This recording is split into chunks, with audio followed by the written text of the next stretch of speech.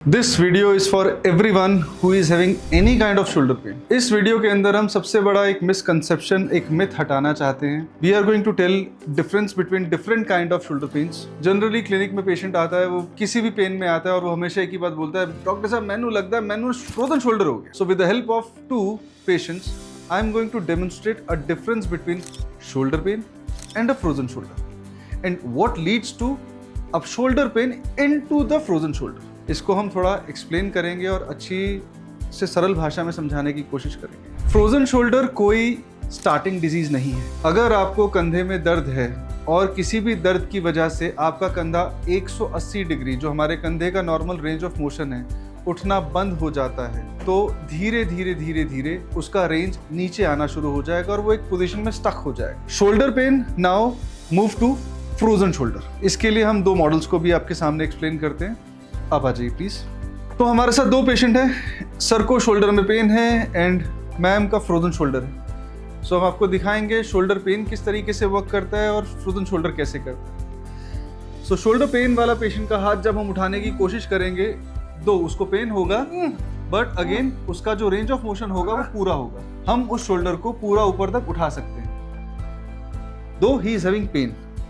But when it comes to frozen shoulder में patient, ma'am आप उठा के दिखाइए, बस यहां से अगर हम ऊपर भी जाने की कोशिश करें, ताकत भी लगाएंगे, तो भी हम इसको फोर्सफुली ऊपर पुश नहीं कर सकते and she won't be able to tolerate it. So generally क्या होता है, एक नॉर्मल शोल्डर पेन जिसको हम ट्रीट नहीं करवाते, डॉक्टर से कंसल्ट नहीं करते या किसी भी तरीके का ट्रीटमेंट नहीं लेते, over a period of time एक फ्रोजन शोल्डर में कन्वर्ट हो जाता है। So frozen shoulder is not a primary cause. Pain of your shoulder which could be of any origin, muscle, tendon, ligament, whatever, repetitive trauma, उसको जब हम treat नहीं करेंगे, it is going to end up in frozen shoulder. इस video में हम आपको कुछ बेसिक एक्सरसाइज सिखाना चाहेंगे। मैम प्लीज आप लोग जा सकते हैं, जिससे आप अपने शोल्डर के पेन पे वर्क कर सकते हैं, कुछ की मसल को स्ट्रेंथन अप कर सकते हैं, ताकि आपका शोल्डर का पेन धीरे धीरे हील हो, ना कि वो फ्रोजन शोल्डर बने। पॉइंट 1, वेदर इट्स पेनिंग और not, you should go for 180 degree off shoulder movement. इस मूवमेंट को कभी रिस्ट्रिक्ट नहीं करना। ये मूवमेंट रिस्ट्रिक्ट होना शुरू होगा,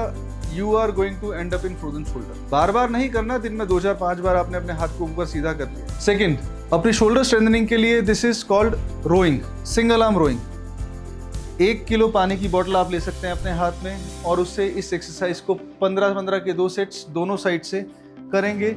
this is going to strengthen up your, दोनों हाथों से एक साथ भी कर सकते हैं। This is going to strengthen up your scapular muscles. अगर आपकी स्केपुलर मसल्स की स्ट्रेंथनिंग अच्छी होगी तो ऑटोमेटिकली आपके शोल्डर की स्टेबिलिटी बेटर होगी। थर्ड एक्सरसाइज, आप इस तरह के बैंड्स का यूज कर सकते हैं। इनको कहीं भी हैंग करके अपने शोल्डर्स को स्ट्रेच कीजिए, पूरा पीछे आगे होल्ड, पीछे आगे होल्ड। सेम वे इसको फॉरवर्ड में रख के you can strength your shoulders and hold it for 3 seconds, then relax, pull, hold it for 3 seconds, then relax.